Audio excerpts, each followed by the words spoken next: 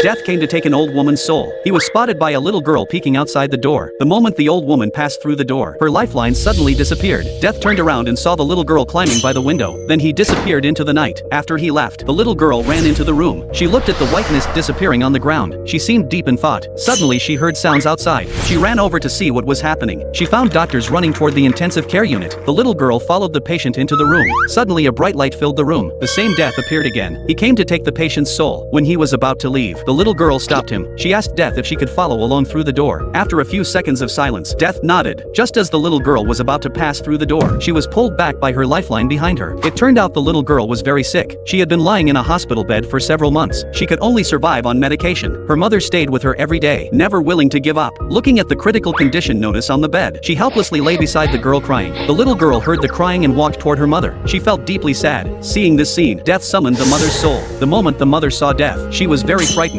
But when she turned around and saw her beloved daughter in front of her, the mother gently stroked her face. She hugged her tightly. To comfort her, the little girl gave her mother her favorite teddy bear. She hoped it could stay with her mother in her place. When the mother regained consciousness and saw the teddy bear, tears flowed uncontrollably. The little girl looked at her one last time. Although reluctant, she still grasped Death's hand. She left forever.